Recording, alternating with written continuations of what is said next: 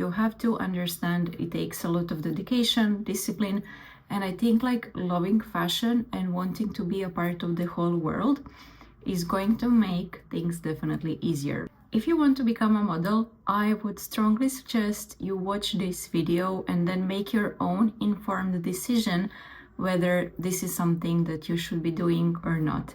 I have been a model for 15 years. I started very young. I got scouted when I was 14 or 15, and I started working full-time when I was 18. I think it's also worth noting that modeling is not what it used to be, especially not what it used to be in the 90s or in the 2000s. I started in 2009. There were no influencers back then, okay? So it was very different and the industry changed a lot, but I think the basics are still pretty much the same. I will be doing pros and cons, so let's start with the pros. I think the most important and the biggest perk of being in the fashion industry is getting to know so many amazing people and making really great connections that you might need one day if you want to stay in fashion and if that's like an industry that you want to belong to. For me, it's like I always really loved fashion, and I don't know, if I didn't pursue a modeling career, maybe I would be doing something different. But I really loved being a part of the whole fashion world and working with so many photographers, designers, stylists, people who are really at the top of the industry. I'm not going to reveal my future plans just yet, but right now I'm at a position where I have a lot of contacts on my hand, and if I need to do something, and if I have a project, I always have people I can call. And that's something that you just don't have access to if you are not in the industry. I know this is something that maybe you don't think about when you are 15 or 16 or even 20, but I think it's important to kind of have a plan for the future, very long term. We are not talking like 5 years or 10 years, maybe even 20 years.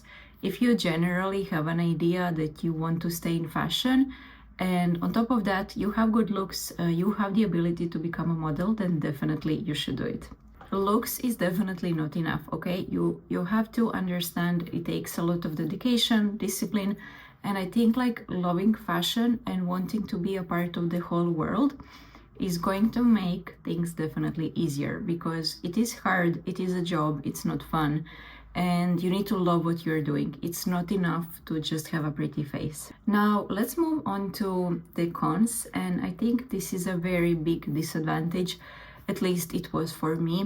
There are people who stress more or less, but being a model, you definitely never know when your next job is going to be, and you can never ever predict your income. It's so wild out there. Like, you are going to be doing jobs that are paid 100 euros, and then the next month you are going to book a campaign which pays 10,000. So it's really, really wild out there. And at the beginning especially, it's very hard because nobody is going to book you. Well, not nobody, but like a lot of people are not going to book you without a proper portfolio or without experience. But then on the other hand, you need to do pictures and you need to do editorials in order to be able to book jobs. So it takes a lot of years, I think. There are exceptions, but I would say for like 90 or 95% of the models, it takes a lot of time to build a career, and it takes a lot of, time in the beginning. I would say anywhere between 2 to 5 years of working for free or working for like very low budget stuff. And like, it's not even in the beginning, even later on, some very unpredictable things can happen. We had COVID, and for example, I was living in Istanbul that time, and I remember big clothing brands were sending clothes to our apartment, and we were shooting on our phones and then sending the materials over to them. But for a lot of people, it just kind of stopped, and they could never get their career back. Back to the cons, I think the other very good thing, and I'm always going to be grateful to modeling and fashion because it changed my life, and I'm not saying that lightly. It saved my life. You know, it gave me a chance to leave my home country. It gave me a chance to leave my parents and to, you know, create my own life and be very independent in a very early age. And I just cannot imagine what else could have happened. Like, I just cannot imagine any other way for that to happen. Because when you are not born with a silver spoon in your mouth, it definitely is harder. It's not impossible, but it is harder to make it in life in an early age and to become independent. So I'm very grateful because modeling gave me a chance to do what I want and to have power over my life.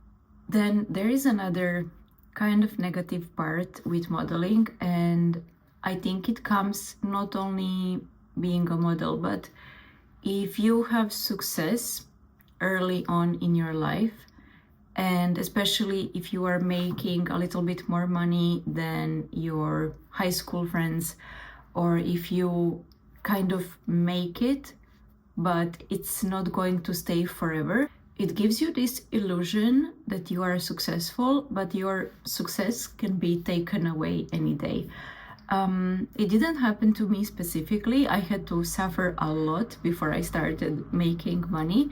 But for a lot of models who succeed very early on and they make a lot of money by the age they are 25, if they don't have a concrete plan for the future, or if they don't invest their money into something else, into, you know, another business or whatsoever, it gives you this illusion that you are very successful, but that can just disappear one day. So I think it's not a huge thing, it's not a huge obstacle, but it's definitely something that you need to think about. You always have to be humble, and you always have to be with both feet on the ground. Besides moving away and having all this freedom and connections, a great positive side to being a model is all of the experiences, all of the travel, meeting all of the different countries. I don't know now by heart in how many cities or countries I traveled to and lived. Basically, right now, I have friends from Italy. I have connections in France. Some of my friends live in the States. I have very close friends in Chile. I have friends in Turkey. I speak Turkish. This would never ever happen if it wasn't for modeling. Why would I ever wake up one day and say, I want to learn Turkish? No, living there forced me into studying Turkish, and now I speak Turkish fluently. And then all of the other countries that I have visited, all of the experiences that I had, like I was living in Paris for 3 months. It's just so, so beautiful. And if you are able to always look on the bright side and pick up all of the positive experiences instead of focusing on the negative, you are going to have a very joyous career. And with that being said, along with, you know, traveling, there comes this bittersweet feeling, and only people who lived in a lot of different places and who experience a lot of different cultures can understand. At the end of the day, you don't know where you belong. And that's a little bit sad because I have been living abroad, like outside of Croatia, for maybe 50% of my life. And even though Croatian is my mother language, even though I feel Croatia is my home, even now in this day, I feel like a black sheep. And that's kind of not nice because you want to feel like you belong somewhere. I think it gives you a sense of safety and security, and that's like one place where you feel 100% safe. And you know, like living at so many different places and staying away from your family, from your friends, from your hometown, it does leave a consequence, right? So I can definitely say that it makes me sad, feeling like a black sheep whenever I go home, but I guess you cannot have it all. And then also, you know, when you travel to other countries and when you stay, for instance, in London or Milan, you know the city, you have connections, but no matter how hard you try, not really fit in 100%. So I think that sucks a little bit, but I think it's manageable. And then for the last one on my list, when it comes to positive things about modeling, I think it's relatively easy to do. Even though it can be stressful, it can be hard, you need to sacrifice a lot. We don't work every single day, 9 to 5. It's not very repetitive and it's relatively easy. You pose, you take pictures, and that's it. Yes, shootings can be hard. Yes, we work very long hours.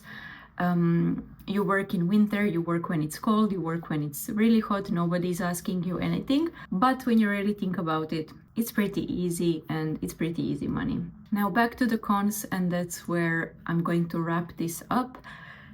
It's really, really hard being a model if you are not naturally very skinny. This is probably the worst of everything that I mentioned in this video, but I didn't want to start on such a negative note.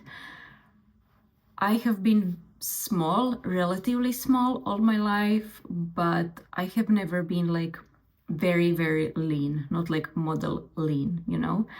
And I always had to watch what I eat, what I drink. There were moments where I had to work out excessively in order to get the measurements my agency was expecting.